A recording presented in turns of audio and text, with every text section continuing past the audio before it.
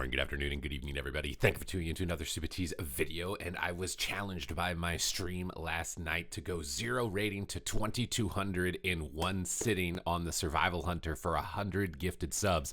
And I was able to accomplish this challenge successfully. And I had a blast learning this specialization along the way and wanted to share with you my talents and my strategies in order to see this much rapid success in a singular day. So Survival Hunter is a very strategical specialization, and it has a very complicated rotation that I've kind of baked down to basically being press kill command before you press any other button, and then basically just press the buttons that light up. You're going to do a lot of damage. So we load up with an explosive shot. We're popping our cooldowns. We got our spearhead. We're going to go for our coordinated assault, and we really just want to use a wildfire bomb spam during this time, because when you activate coordinated assaults, you get 3 stacks of tip the spear, which basically make your next 3 abilities do extra critical strike damage. And if you have spearhead, you get 30% increased critical strike.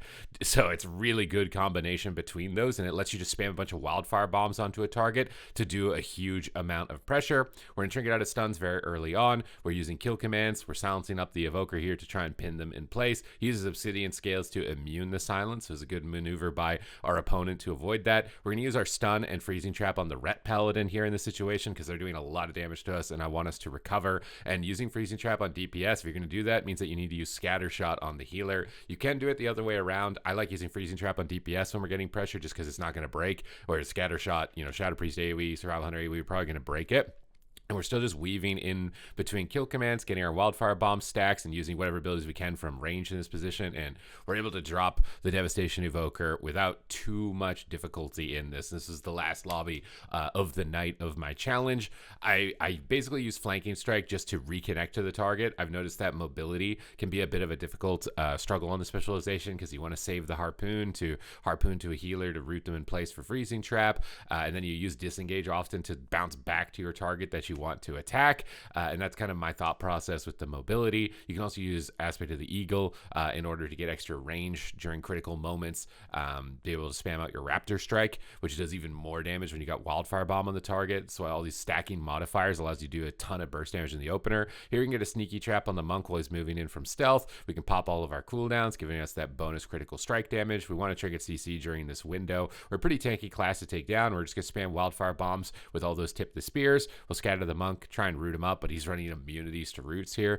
so we're going to stun him and try and kite him. We toss over a silence and get back onto the Shadow Priest as soon as possible. Really good. You got to kill Siphene right away. That's why I'm training the Shadow Priest in this matchup. Typically Shadow Priest is a hard target to kill, but with the Devastation Evoker burst and the necessity to kill the Siphenes, we're going to get away with this. We get a Cyclone on the monk. We force Divine Shield. We got huge pressure across both targets at this point. We land a freezing trap over onto the monk, and we're continuing to just hammer down on the Shadow Priest. Another advantage of attacking the Shadow Priest is that they're stationary, so I'm running the Sentinel Hero talent build, which means when I Wildfire Bomb the target, summons in an owl that starts blasting the target and amplifies your other attacks with cool animations as well. So it's much easier to have that successfully go off on a Shadow Priest who's not going to be moving too much. We toss down a root. We're trying to stay out of melee range of the monk while we're attacking. Swap off Disperse for a moment over onto the Ret Paladin. I also see the Mistweaver starting to get low. We can swap off the Spell Warding over onto the Mistweaver monk, and we can absolutely dunk him here in round number 2. So the main burst window is Spearhead and Coordinated Assaults. These are the 2 cooldowns that you really kind of want to just pair together. And they're not really as like visually apparent, as other cooldowns like Icy Veins or Incarnation or Combustion or something like that. They're a lot more subtle, but they're definitely not weaker. They're really strong cooldowns. And when you have them active and you're spamming out wildfire bombs that are all critting for really big numbers, it's a really good time.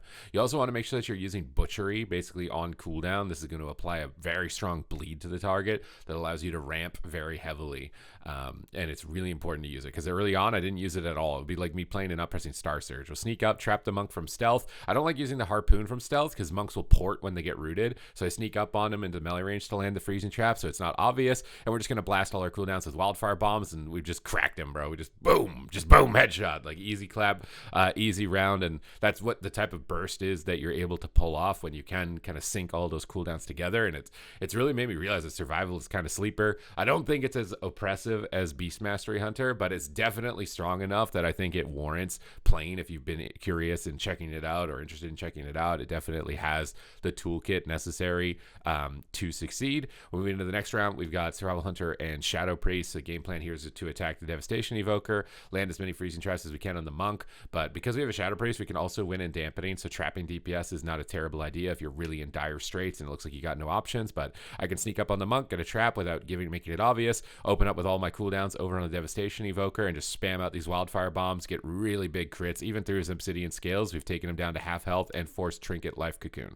So we got every major CD. I see Psyfiend on him, so I'm attacking into Life Cocoon rather than swapping off of it. I want to try and break down the Cocoon, which you can.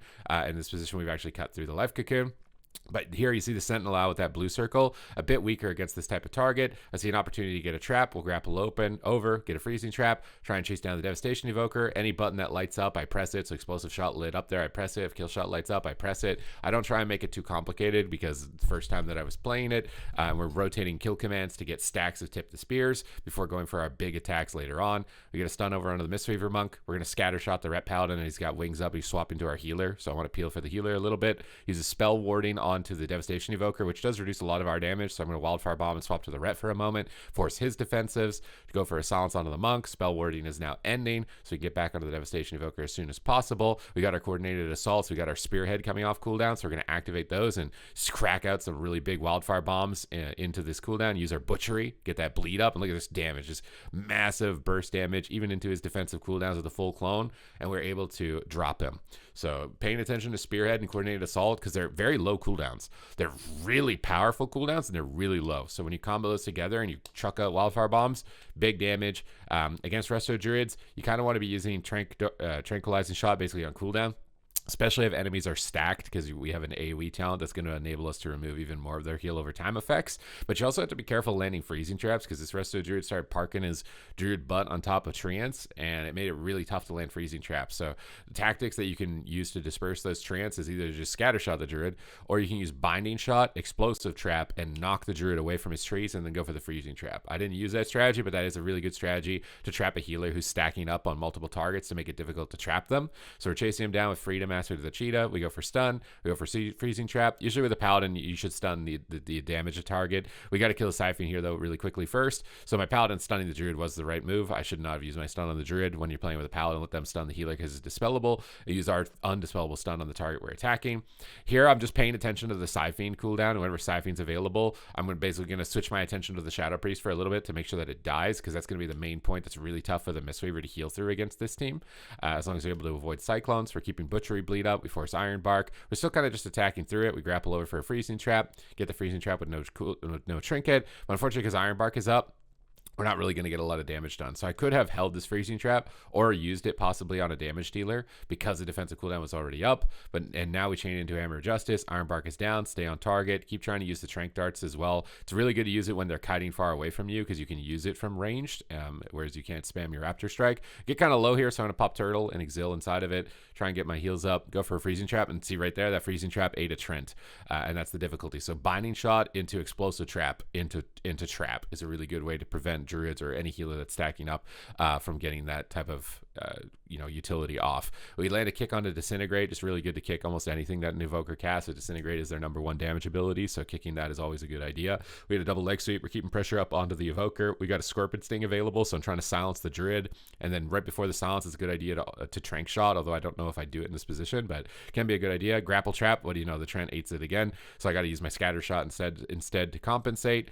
We jump over, we get Butchery up, we can hit it on 2 targets. Really nice if you get Butchery on 2 targets. That bleed does huge damage, a really fun ability. It's almost like Odin's Fury, basically, from a Fury Warrior. We see the Siphon, got to kill that right away. Back onto the Evoker. Keep bursting him down. We're training him through Iron Bark, basically, just trying to trank off Hots while we're going after him. Keep Butchery moving forward. Wildfire Bombs up. Explosive Shot procs.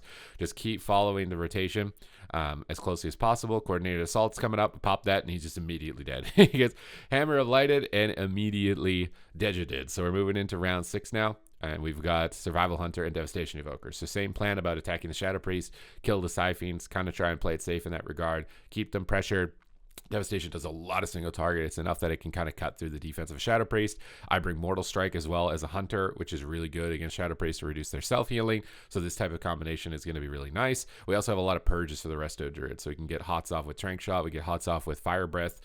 So these are both really good combos for making the Shadow Priest as vulnerable as possible. But you still kind of do want to swap off defensives. Blessing Protection and Iron Bark are the main ones, and Dispersion. So you can switch to the Ret Paladin or the Druid if they're close by. We're trying to dodge the Fear in the opener here. And then we're going to pop all of our cooldowns. We got the Spearhead, Coordinated Assault, spammed out the Wildfire Bombs, got to kill the Siphene, a lot of pressure, got to kill it, but you can see we've already forced Sacrifice, we've already forced Tree of Life, so we're just keeping up pressure as much as we can. We go for Grapple Trap, and he's got Trents. I should have done a Binding Shot Explosive here in order to land this trap. I thought that I could maybe like edge the trap and land it to the corner of his feet, I think in the near future, but that was a mistake. So I stun him, and I try and edge the trap. It's not worth doing it. Just do Binding Shot Explosive, and I would get that trap like every single time, and the strat that he's doing would be countered basically. But we're just going to continue attacking regardless. Trinket out of CC, get Butchery up. I like using Trinket aggressively, especially in a matchup like this, so it's not really a stun on a low cooldown. I feel like you can kind of Trinket to do damage and get away with it. If you're fighting something like a Pharaoh Druid or Subtlety Rogue, you probably want to be a bit more conservative, but Shadow Priest Ret Paladin, it's very unlikely that they'll be able to coordinate a stun on me that's going to sit for any duration. I stun the Ret Paladin defensively here on his wings. The main reason for that is I just want to slow the game down until our next burst window. We've got Spearhead coming up. We got Coordinated Assaults.